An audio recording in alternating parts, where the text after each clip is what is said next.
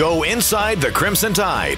Tider Insider TV with Rodney Orr and Gary Harris.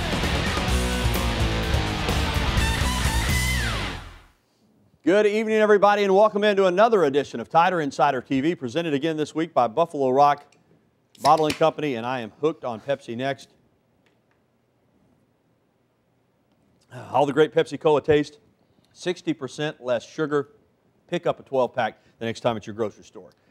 Alongside Rodney Orr from TiderInsider.com, I'm Gary Harris. Rodney, another week closer to the season opener, and of course your site, TiderInsider.com, is cranked up with all the latest news. Yeah, it is. You know, a lot of discussion, Gary. It's been a long summer.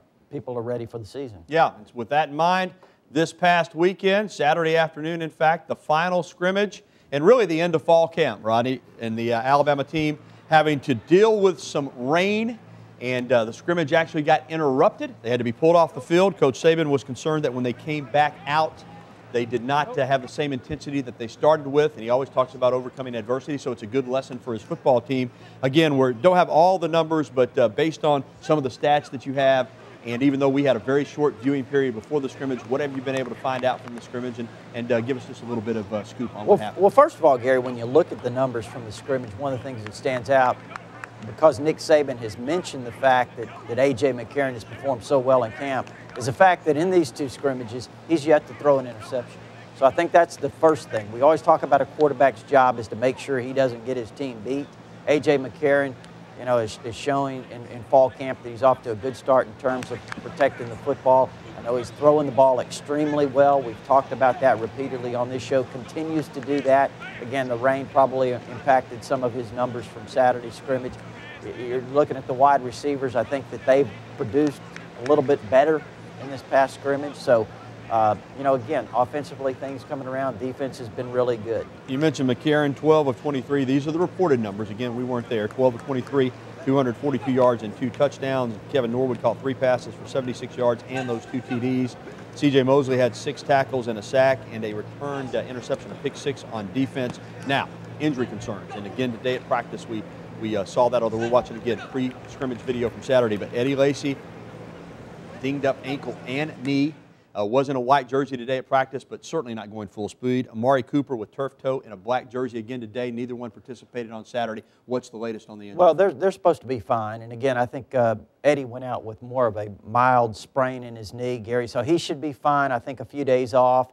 Amari Cooper's had some turf toe type issues with that with one of his big toes. So, you know, again, it's just a matter of recovery time, and he was on the bike today. He was riding it very intensely, with a lot of intensity, so I think he'll be fine. It's just a matter of a few days off. So you're not expecting any issues from I think both of them are going to be ready for the opener. Okay. We always like to hear from the coach, Nick Saban, following the scrimmage, and on Saturday, he wasn't quite as positive as he was following the first scrimmage. He said the first team looked good, but after that, things didn't go so well. Now, I was really pleased with the way the ones played in the scrimmage, you know, but, you know, from there on, you know, we have a very young team. We have a lot of work to do to try to improve some of these guys so that we develop the kind of depth on our team that is going to help us be successful. And, you know, I think some of them realize what it takes, and I think every opportunity that they get, more and more realize what they have to do to be successful. Paying attention to detail, doing the little things right, playing fast, giving effort, playing with toughness, some of the intangible things, but they also have to be responsible to be able to do their job. And I think if you're going to trust in people, they have to prove to you that they can go out there and do their job. That means they know what to do, they know how to do it, they know why it's important to do it that way. And even though we have a tremendous amount of patience with some of these young guys in terms of their development, how they develop is going to be critical to the depth on our team. But you know, I thought A.J. handled himself well today, especially in the circumstances and the situation, and did a good job of taking care of the ball and played very, very well. T.J. played, you know, really well today. Yeldon as a runner, and you know, Kevin Norwood made some big plays and some great catches. Rod, as I said earlier, fall camp is over. Classes start tomorrow. Next week when we join you, it'll be game week. But they've got another week here in between fall camp and in between game week to really begin preparing heavily for the Michigan Wolverines. What do you think is important happens this week to give them kind of a head start on next week? Because once you get into the season, you don't get 2 weeks to prepare for an opponent. Well, I mean, I think right now, Gary, they're just trying to wrap up some loose ends and in terms of what they do prior to getting started for their season opener. And I think, when you look at that, Nick Saban talked about it. I mean, again, getting people in terms of some of the backups ready to play in roles if they're called upon. And, you look at, for instance, the running back situation. I think it's, if Lacey, with his injury, you certainly expect that they'll probably manage his situation, meaning that they won't probably try to give him too much of a load. So, you want to make sure that you've got Yeldon, you want to make sure D. Hart and all of those guys understand their roles and are prepared. Now, two of Nick Saban's least favorite words are depth chart, but we would expect one to be out by next Monday. And with that in mind, with the game approaching this week, do they begin to focus primarily on those first two groups? And some of the young players kind of have to take a back seat as they really start the game preparations. and he's talked about that, Gary, somewhat of cutting things down and making sure they're preparing the guys who they expect to play, who they think can play and will play, to be prepared for this game.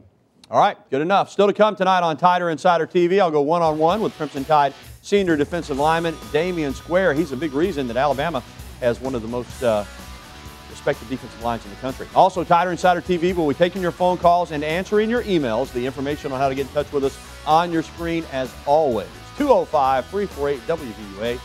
Learn it, live it, love it. That's 348-988-T, or you can email us at titv@wvuatv.com. Stick around. You're watching the show that takes you inside the Crimson Tide. Tider Insider Television presented by Buffalo Rock. Welcome back to TITV. Rodney will rejoin me in a moment, but first, one of Alabama's deepest positions is along the defensive line. Senior defensive end Damian Square is a leader along that front, and recently I talked to him about the upcoming season. All right, we talked to you in media days, but obviously now you've got just a couple practices under your belt. Just what have you seen from this team, and how do you feel about it? Coming out here with some energy, man. You got to come practice with energy, man. You can kind of get complacent, especially when you've been a guy that's been here, as long as I have, or Fluke, or any other guy of the other guys that's been here 4 or 5 years. So you got to come bring an energy to the field so these guys can want to practice, get them over that hump, so they can realize how good of a player that they are and come out here and put that on the field every day.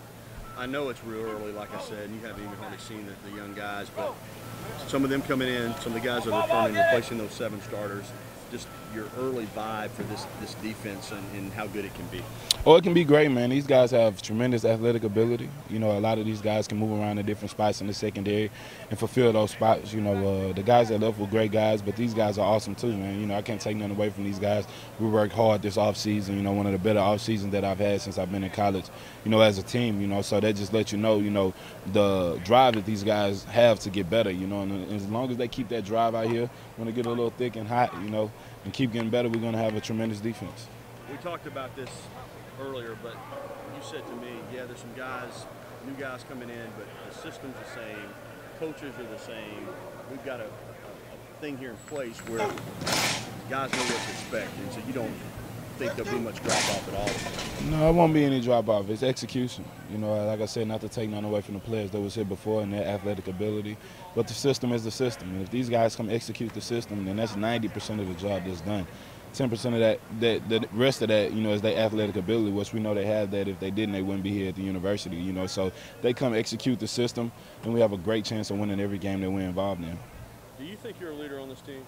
I am a leader on this team, and I come bring that every day. A lot of these guys watch me. I'm not a real hoorah guy, but I come and perform. I come and practice with a tempo, and I try to get them to match that tempo. And hopefully these guys can pick me up when I get down, because I get down too, doing this as long as I did it. But, I come out here and I try to speak to guys, see where their mind at, get these guys going for practice, because I know the way that it's supposed to be done. Rod, we talked about him a few weeks ago following media days, but he really is a guy that's played a lot of winning football around here, and you can tell he's excited to be kind of one of the leaders now, and he relishes that role, and you got to like that. Yeah, Gary, you don't see a lot of fifth-year seniors anymore, and Damian Square's been around. He started 3 years, and he's a guy that has assumed that leadership role. He's been through a lot in his career. He was injured as a freshman, had to miss part of that 2009 most of the 2009 national championship season. So, he's kind of been up and down a little bit, but Gary, this is his opportunity, and he's kind of stepped forward to lead a lot of the young guys, and you can tell physically that he's put in a tremendous amount of effort, and you know, he's prepared himself to have a big senior year. Well, coming up, football isn't the only fall sport about to crank up at the University of Alabama, believe it or not. We'll let you know who else is getting ready to play. And don't forget to give us a shout here on the program, 205-348-9882. That's 348-WVUA, or you can drop us an email at titv@wvuatv.com. We'll be right back with more Tighter Insider TV. Your phone calls and emails coming up. But first, as we all know, football garners a big spotlight on the University of Alabama campus in the fall, and rightfully so. But sometimes other sports don't get the recognition that they deserve. Monday was a great opportunity to change that. The UA Sports Information Department hosted a media luncheon at the Cypress Inn with coaches and athletes from the soccer, volleyball, track and field, and men's and women's tennis teams. We'll start with Todd Bramble's soccer squad. They opened the season last Friday night with a 1-0 win at Kennesaw State. And after making the NCAA tournament last season, a lot is expected in 2012, although this year's team is still trying to find its identity. Yeah, I mean, we're still looking, you know, to put all the pieces together. We're still trying to figure out what's the best group we're going to have that's going to start for us, who's going to be able to come into the games at certain moments and change the game for us. So that's still a work in progress. Well, UA women's volleyball coach Ed Allen is entering his second season at the helm. Allen took over a program that was a little short on top-level SEC talent, but he told us that recruiting is falling right into place and the tide is on the rise. Well, I think our main goal is to work to the middle of the pack, and I think the group of kids that we've recruited, that we've laid that expectation out, is that their job is to get us to the middle, and our 13 and 14 class is to take us from the middle to the top. And so, you know, we've got a lot more athleticism than what we had last year. We had 6 players that are touching over 10'1", and you know that's important. Now we've got to figure out the first and second contacts of that, but you know we feel very good about that. Well, second-year track and field coach Dan Waters is getting ready for the cross-country season. Alabama should be really good, but he's also excited about the renovation of the Sam Bailey Track and Field Stadium next to Coleman Coliseum.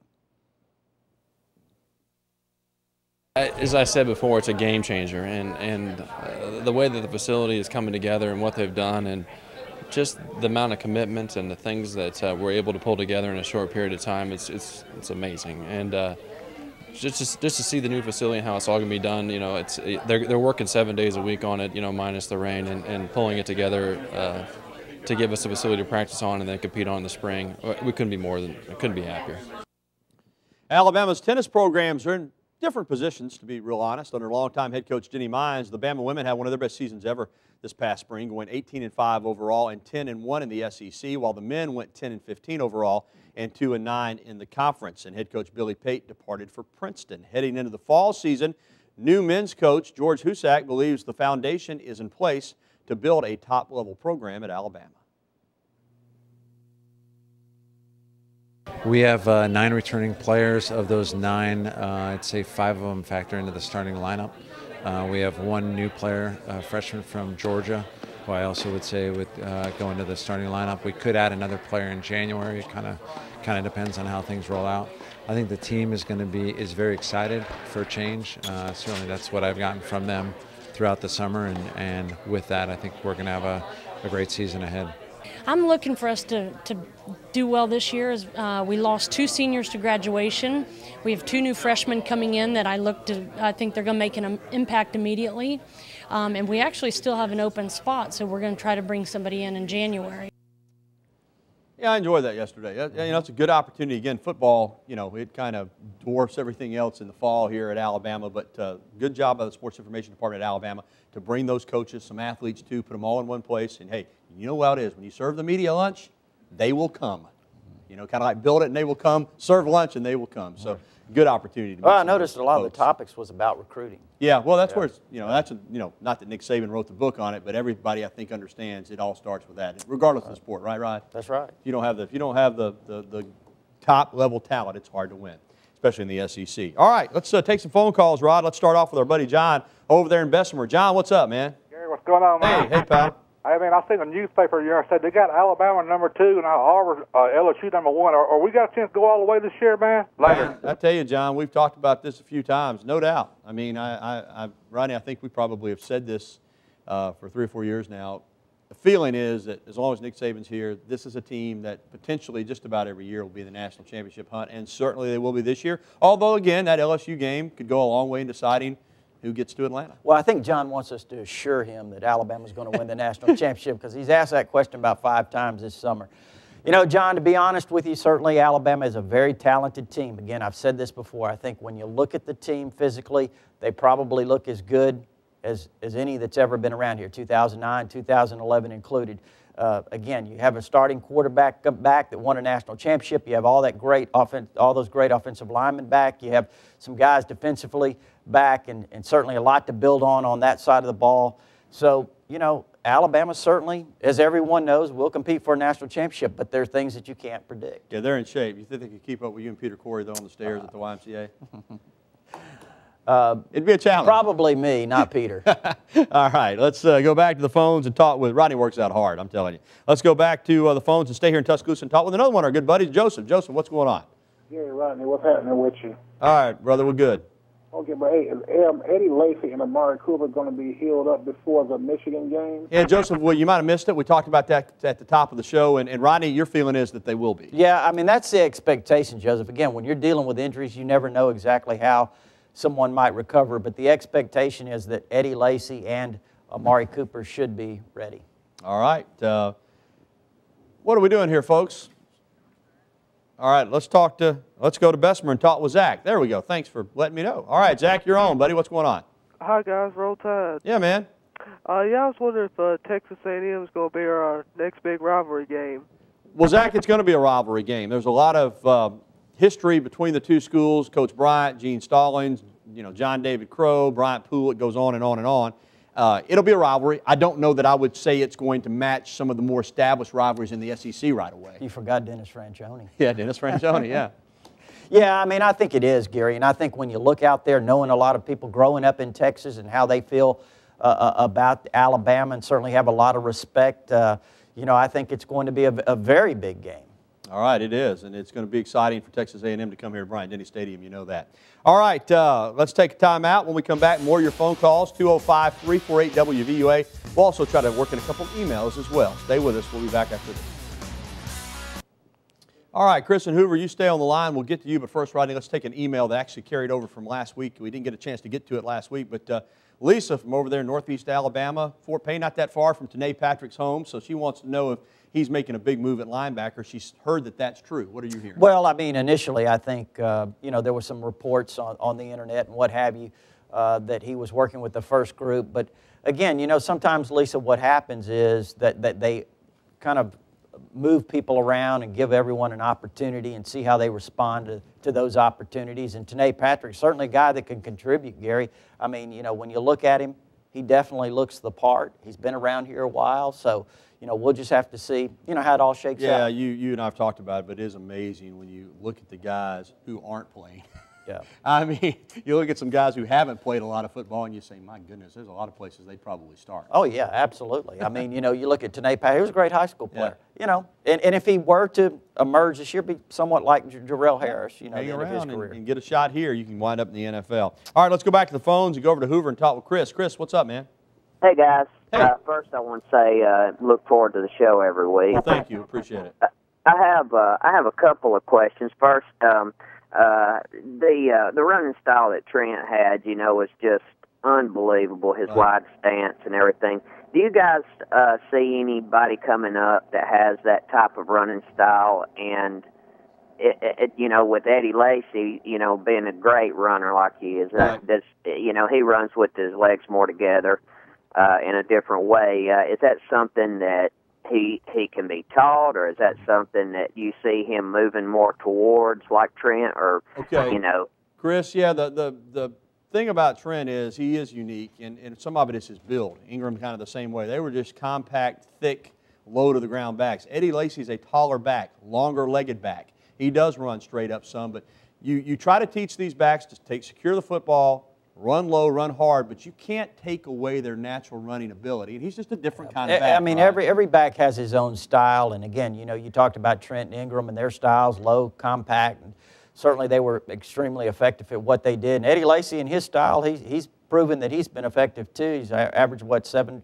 yards a carry in his career almost. And, you know, you look at T.J. Yeldon, he's even a little bit different than that. So, you know, every back has his style. And Chris, you're probably somewhat alluding to the fact that you may think he's injury prone. He may take more hits, but he's a tough kid. And as Rodney said, 7 yards plus per carry, buddy. That is off the charts. All right, let's go to Pinson and talk with James. James, welcome to the show. Hey, guys. Roll Tide. Hey, man. Hey, I was wondering, whatever happened to the defensive back, Will Lowry? Yeah, he's gone. You know, he was a very big contributor last year and got hurt. And, you know, just is done with football. He's moved on and may still be in school, but getting ready to have a great career in something, I'm sure. But he was a good player. Yeah, I mean, he's an example of what, even with as great as Saban recruits, you can still make it as a walk. Well, again, one thing Will Larry brought, Gary, was an understanding of the game. He quickly grasped it, knew where he was supposed to be. And, you know, he made some big plays. You remember in the 2010 Arkansas game, I believe it was. He came up with a big pick in South Carolina game. So, you know, you always look for guys that can, like him, that can, you know, grasp the defense quickly. Yeah, he was always where he was supposed to be. And no knock on Will Lowry, but I think Vinny Cincinnati might be a bigger, faster, stronger Will Lowry. All right, let's take our final timeout. We'll come back and wrap up this edition of Tider Insider TV. Thanks for the emails. Thanks for the phone calls. We're back after this. All right, folks, we really appreciate you joining us as always. Rodney, we don't have a lot of time. We mentioned at the top, but you got them covered on TiderInsider.com. Yep, TiderInsider.com. A lot of practice reports, Gary, some recruiting as well, tons of photos. You know, you want to see what this team looks like, we can show them to you. So it's $48 a year. Hey, it's dinner time. Buddy's Rib and Steak in Northport is where we're going tonight. Come out and join us about 7:15. Get you that big cheeseburger. You'll love it. For Rodney Orr, I'm Gary Harris. Thanks for watching. Good night.